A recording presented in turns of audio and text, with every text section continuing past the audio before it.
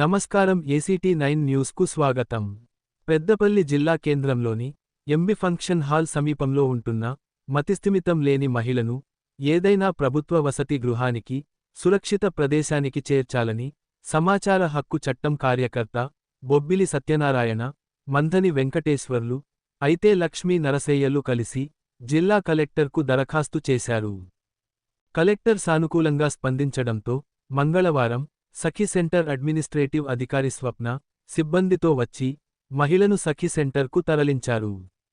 సఖీ సెంటర్కు చేర్చిన తర్వాత మహిళను యాదాద్రి భువనగిరి జిల్లా చౌటుప్పల్లోని అమ్మానాన్న అనాథ ఆశ్రమానికి తరలిస్తామని సఖీ సెంటర్ అడ్మినిస్ట్రేటివ్ అధికారి స్వప్న తెలిపారు.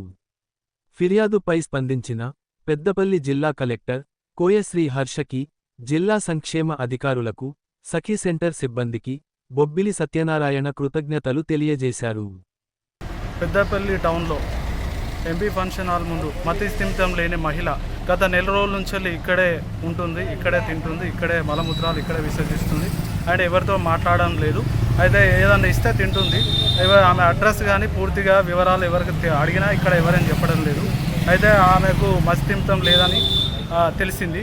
తెలవడంతో గత నెల రోజుల నుంచి నేను ఇటువైపు వెళ్తూ వస్తున్న సందర్భంలో నేను కానీ మా మిత్రులు కానీ ఇటువైపు వెళ్తున్న సందర్భంలో చాలాసార్లు చూసాం. ఇక్కడే ఉంటుంది. ఇక్కడి వాళ్ళని ఎవరిని అడిగినా కానీ ఆమె ఎవరో తెలియదు, ఎక్కడి నుంచి అలా చేరాలో తెలియదు అని చెప్పేసి ఇక్కడ వాళ్ళ లోకల్ వాళ్ళు చెప్పారు. చెప్పడంతో ఆమెకు టిఫిన్ కానీ అవి ఇస్తే తింటుంది. కానీ ఆమెకు మతిస్థిమితం లేదని గ్రహించేసి ఆ విషయంగా 19వ తారీఖు కలెక్టర్ గారికి ఈ నెల 19వ తారీఖు నాడు కలెక్టర్ గారికి ఫిర్యాదు చేయడం జరిగింది. కలెక్టర్ గారు వెంటనే స్పందించి DWO గారికి ఆదేశాలు ఇచ్చారు.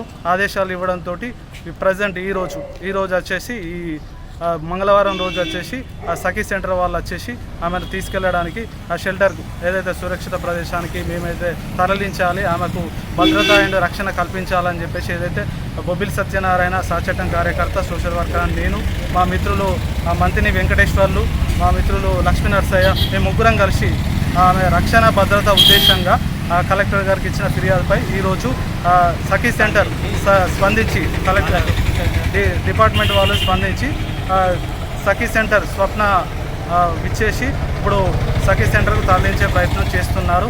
కాబట్టి ఈ విషయంగా స్పందించిన కలెక్టర్ గారికి, DWO గారికి, సఖీ సెంటర్ సిబ్బందికి ధన్యవాదాలు తెలియజేస్తున్నాను. ఆమెను సురక్షిత ప్రదేశానికి తరలించి ఆమెను ఆరోగ్య పట్ల కానీ ఆమెకు పూర్తి భద్రత చేకూరేలాగా చేయవలసిందిగా కలెక్టర్ గారిని కోరుతున్నాను.